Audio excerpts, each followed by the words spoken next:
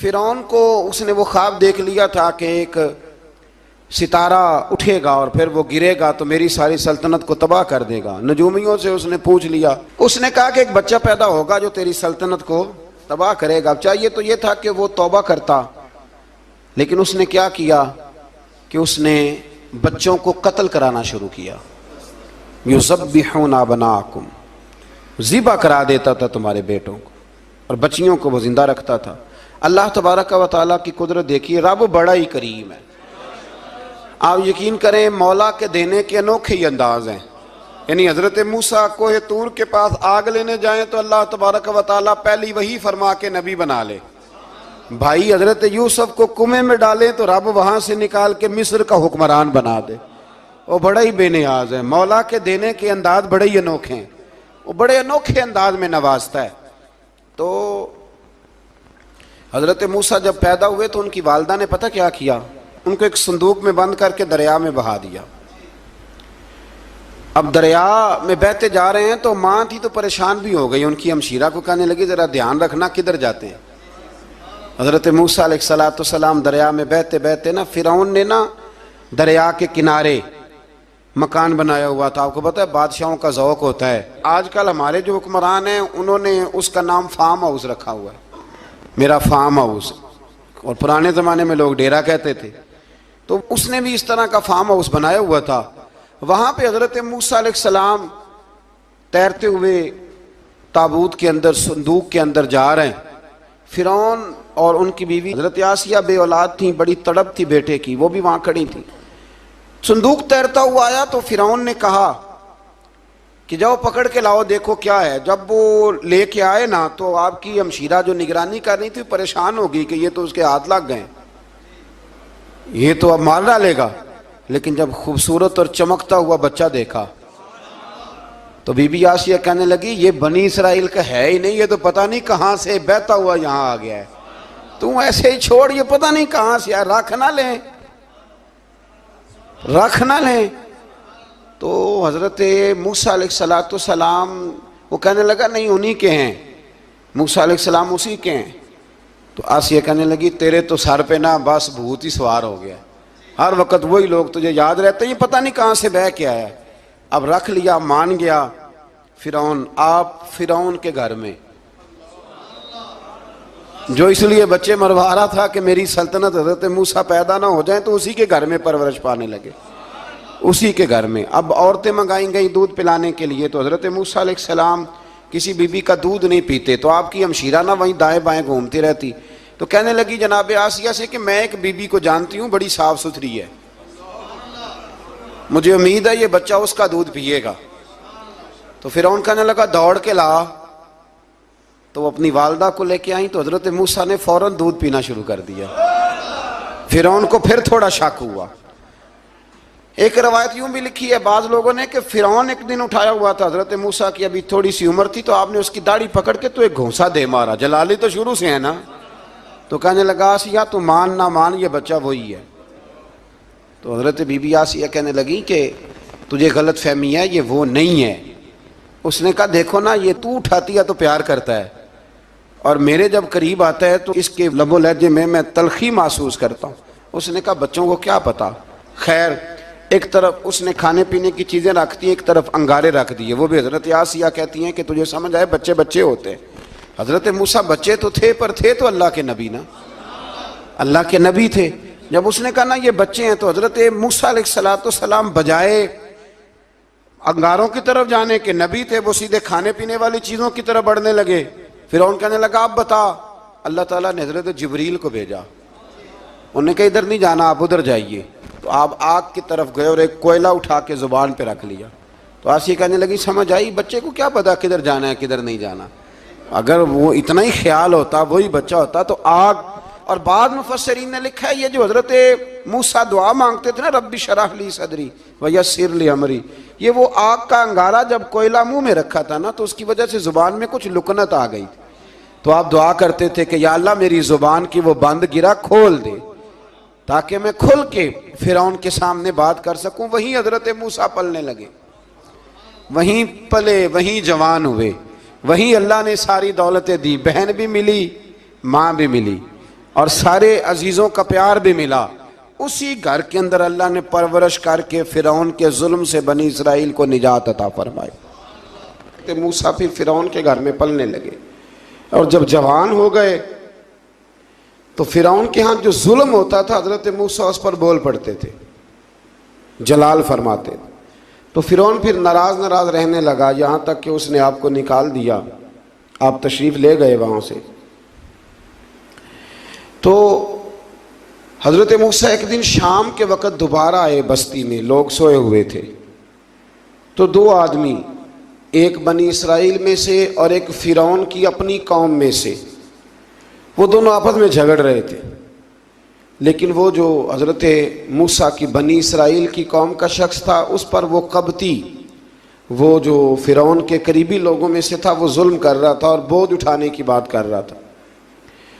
اب اس نے حضرت موسیٰ کو پکارا کہ یہ دیکھے میرے ساتھ کس طرح کی بات کر رہا ہے. تو حضرت موسیٰ کا ارادہ بھی نہیں تھا, آپ نے بس اس کو سمجھایا, پر کچھ لوگوں کو سمجھ.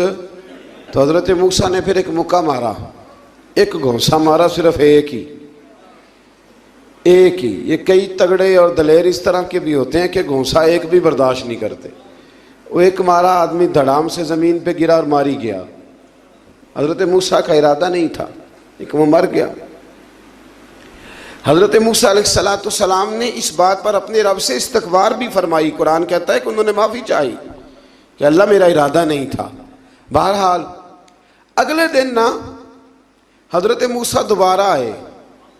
وہ سنا کرتے تھے نا ہم کہ بیوقوف دوست سے عقل مند دشمن بہتر ہوتا ہے. وہ کم از کم دشمنی تو عقل مندی سے کرتا ہے نا, لیکن جو بیوقوف دوست ہو بیوقوفی. حضرت موسیٰ دوبارہ آئے تو وہ بنی اسرائیلی اگلے دن کسی اور سے جھگڑا کر رہا تھا. پھر اس نے مدد کے لیے پکارا تو حضرت موسیٰ کہنے لگے مجھے لگتا یہ ہے کہ تیری عادت ہے, تو خود بڑا جھگڑالو ہے, تو نے روز نیا جھگڑا شروع کیا ہوتا ہے. حضرت موسیٰ جب اس کی طرف بڑھے نہ ڈانٹنے کے لیے تو اس نے شور کرنا شروع کر دیا, کہنے لگتا ہے جس طرح آپ نے اسے کل قتل کیا تھا مجھے بھی قتل ہی کریں گے. یہ انسانوں کا مزاج ہے کہ آپ جب تک کسی کے طبیعت کے مطابق چلیں گے وہ راضی رہتا ہے, اور ذرا آپ اس کی طبیعت سے ہٹتے ہیں تو وہ شور کرتا ہے. اس نے کہا جی آپ مجھے بھی لگتا ہے ماریں گے. حضرت موسیٰ کلیم اللہ علی نبینا علیہ السلام کے بارے میں جب اس نے شور کیا تو بات پھر فرعون کے دربار تک گئی. وہ تو پہلے ہی بہانہ تلاش کر رہا تھا. اس نے کہا ڈھونڈو, پکڑو اور معاذ اللہ شہید کریں گے. کسی نے آ کے خبر دی کہ آپ جہاں سے ہجرت کر جائیں, اس لیے کہ آپ کے لیے یہاں حالات درست.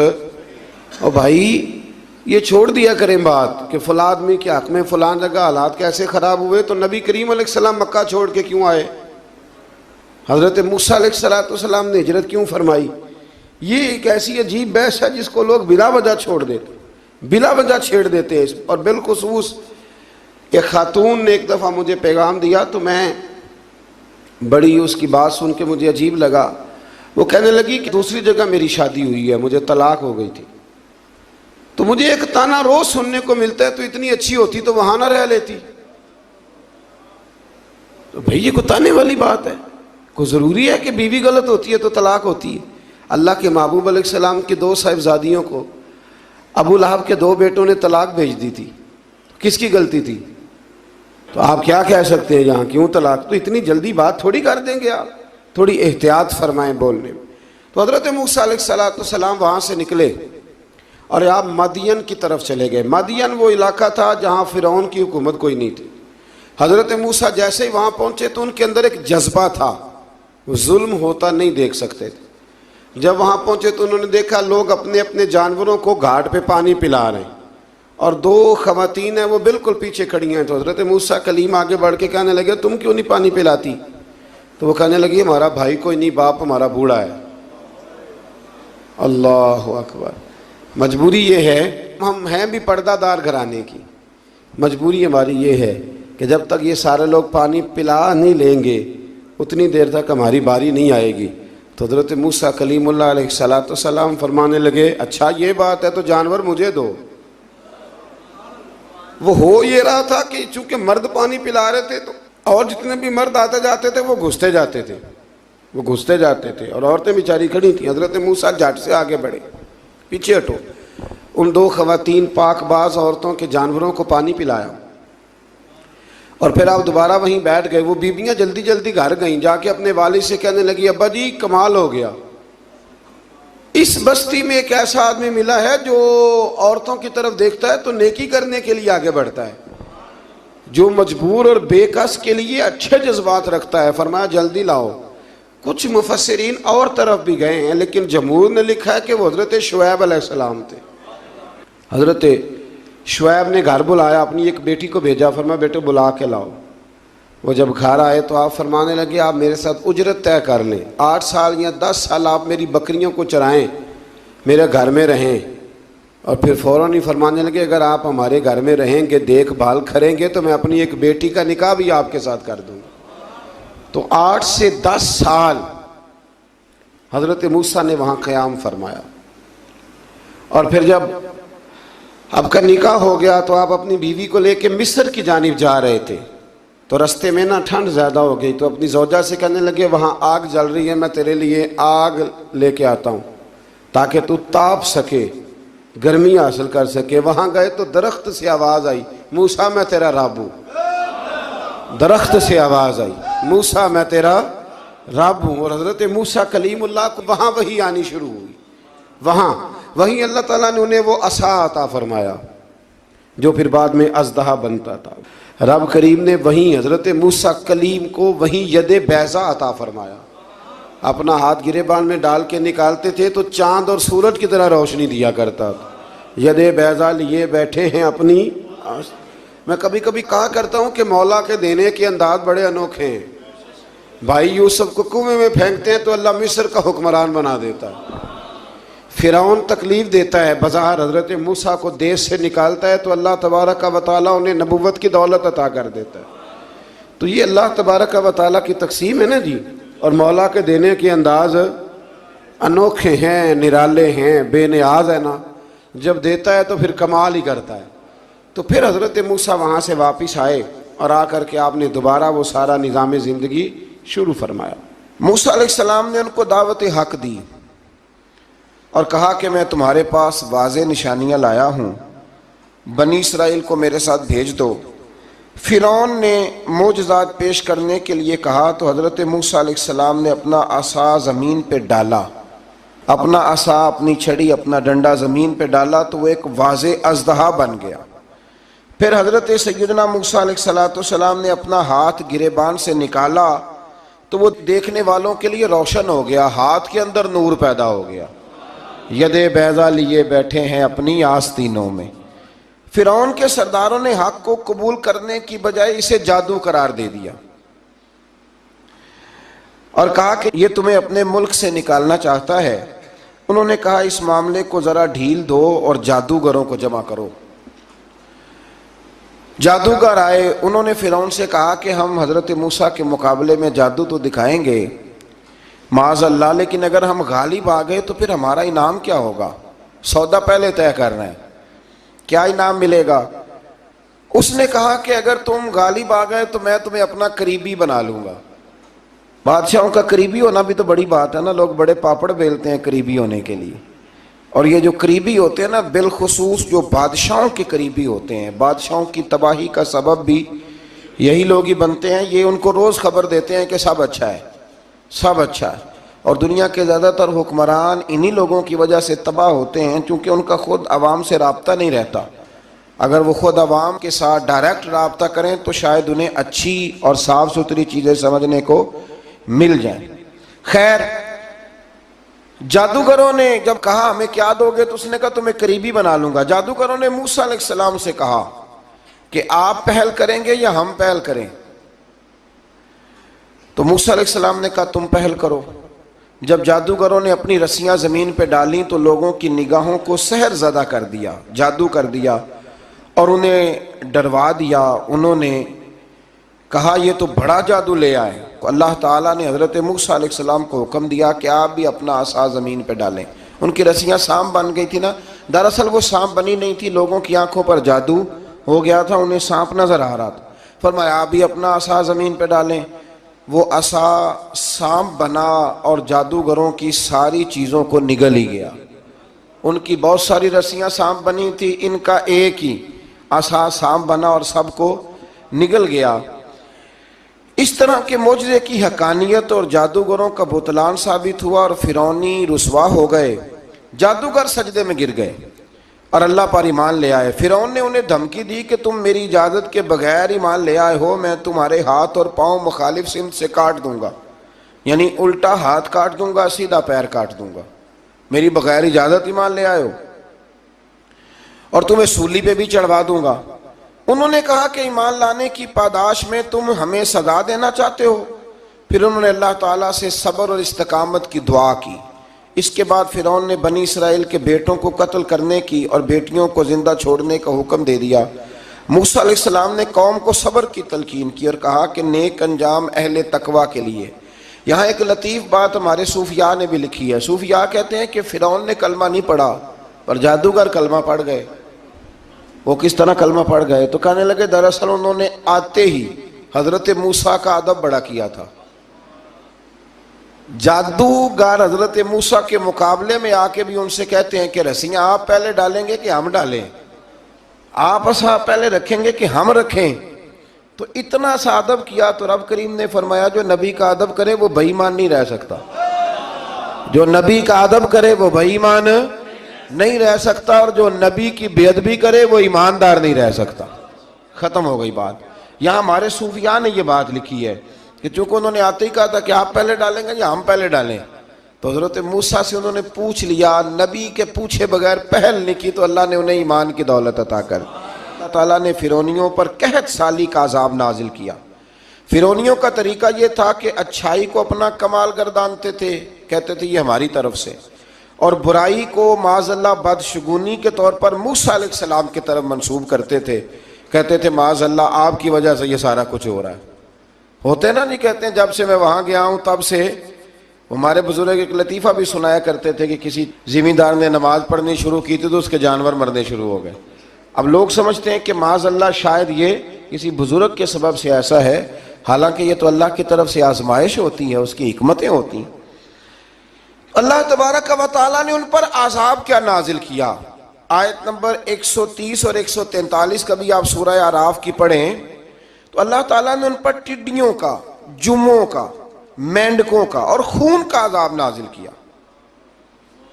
یہ کس قسم کا عذاب ہے؟ جمعیں پڑ گئیں، ٹڈیاں آ گئیں، یہ اللہ نے عذاب نازل کیا۔ جب وہ عذاب میں مبتلا ہوئے تو موسیٰ علیہ السلام سے کہا کہ آپ اللہ سے دعا کریں کہ ہم سے یہ عذاب ٹل جائے، اگر ایسا ہوا تو ہم ایمان لے آئیں گے، بنی اسرائیل کو بھی آزاد کر دیں گے۔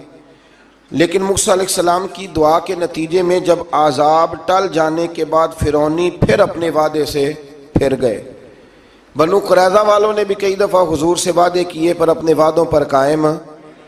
ایک بات آپ سے یہاں روک کے عرض کر دوں، ہم بھی کئی دفعہ کہتے ہیں ذرا بریک کبھی گاڑی کی نہیں نہ لگتی تو ہم ارادہ کرتے ہیں کہ آج سے ہی نماز شروع کر دینی، ذرا طبیعت زیادہ لیل ہوتی ہے تو ارادہ کرتے ہیں نا کہ بھائی آج کے بعد ہم نے نیک، پھر کیا ہوتا ہے شفا ہو گئی تو چھٹی ہو گئی۔ یہ طریقہ درست نہیں، یہ تو کفار کا طریقہ بیان کیا نا قرآن پاک نے۔ یہاں فرمایا جب اللہ تبارک و تعالیٰ نے انہیں نجات دے دی تو اپنے وعدے سے مکر گئے، تو پھر اللہ تبارک و تعالیٰ نے بنی اسرائیل کو سمندر پار کر کے ایسی قوم کے پاس پہنچا دیا جو بتوں کی پرستش کرتی تھی۔ وہ تو بچ گئے لیکن فرعونی سارے دریا کے اندر غرق ہو گئے۔ حضرت موسیٰ علیہ السلام سے کہنے لگے کہ ہمارے لیے بھی ایک خدا بنا دیجئے۔ حضرت موسیٰ علیہ السلام نے فرمایا بت پرستی کرنے والے جاہل ہیں۔ یہ بت پرست قوم کے پاس جب گئے نا بنی اسرائیل والے، بت پوجتے ہوئے دیکھا تو کہنے لگے ہمارے لیے بھی سامنے بنا کے رکھ دو۔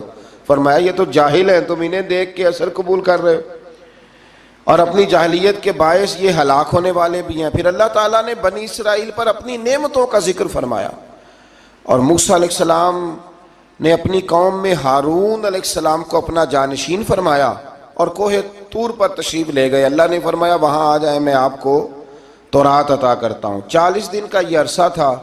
موسیٰ علیہ السلام نے وہاں پہ جا کے، وہ سارا واقعہ بھی انہی آیات میں ہے کہ حضرت موسیٰ نے عرض کیا تھا کہ رب ارنی، یا اللہ میں تجھے دیکھنا چاہتا ہوں، تو فرمایا لن ترانی، تو نہیں دیکھ سکتا۔ وہ بھی یہاں اللہ نے ذکر فرمایا۔ پھر اللہ تعالیٰ نے اپنی ایک تجلی جب کوہ طور پہ ڈالی تو حضرت موسیٰ علیہ السلام تاب نہ لا سکے اور بے ہوش ہو گئے اور پہاڑ بھی ریزہ ریزہ ہو گیا۔ اس کا ذکر بھی اللہ نے انہی آیات میں فرمایا۔ آیت نمبر 144 سے 155 تک حضرت موسیٰ علیہ السلام کو رسالت عطا کرنے، کلیم اللہ کا منصب عطا کرنے، تورات عطا کرنے کا ذکر ہے۔ آگے چل کے بتایا کہ جو متکبر لوگ ہیں نا وہ آیات الہیہ سے منہ پھیرتے ہیں، اور جو لوگ اللہ کی آیات اور قیامت کو جھٹلاتے ہیں ان کے اعمال باطل ہیں۔ پھر موسیٰ علیہ السلام کے کوہ طور پر قیام کے عرصے میں بنی اسرائیل کے زیورات سے بچڑا بنا کر اسے معبود بنانے کا ذکر ہے۔ ان میں ایک جادوگر تھا سامری، سنا ہے سلالہ میں اس کی قبر ہے۔ حضرت موسیٰ کوہ طور پہ چلے گئے تو اس نے پیچھے سے نا سونے کا ایک بچڑا بنا لیا، اس میں سونے کی تاریں اس کے منہ میں لگائیں، ہوا چلتی تھی تو بجتی تھی۔ اتنے کمزور عقیدے کی یہ قوم تھی کہ انہوں نے فٹافٹ ماننا شروع کر لیا، فٹافٹ ماننا، کہنے لگے یہ ٹھیک ہے۔ چنانچہ موسیٰ علیہ السلام جب واپس آئے تو قوم پر غصے اور افسوس کا اظہار فرمایا اور کہا میرے پیچھے تم نے ایسا برا کام کیا۔ انہوں نے تورات کی تختیاں بھی زمین پہ ڈالیں اور اپنے بھائی ہارون علیہ السلام کا سر پکڑ کے اس سے جواب طلبی کی۔ انہوں نے کہا اے میرے ماں جائے، بڑے خوبصورت لفظ ہے قرآن پاک، اے میرے ماں جائے، اے میرے بھائی، قوم نے مجھے بے بس کر دیا اور قریب تھا کہ یہ مجھے قتل بھی کر دیتے۔ اب آپ مجھ پر سختی کر کے دشمنوں کو ہنسنے کا موقع نہ دیں، کبھی بھی دشمنوں کو اپنے اوپر ہنسنے کا موقع نہ دینا چاہیے۔ پھر آیت نمبر 151 میں موسیٰ علیہ السلام کی دعا اور کلمات استغفار کا ذکر ہے۔ آگے چل کے بتایا کہ غصہ ٹھنڈا ہونے پر موسیٰ علیہ السلام نے تورات کی تختیوں کو اٹھایا جن کی تحریر میں اللہ سے ڈرنے والوں کے لیے ہدایت اور رحمت کی بشارت تھی۔ آیت نمبر 156 سے لے کر 158 تک میں موسیٰ علیہ السلام کی دعا کا ذکر ہے جس میں انہوں نے اپنی قوم کے لیے اللہ تعالیٰ سے دنیا اور آخرت کی بھلائی مانگی۔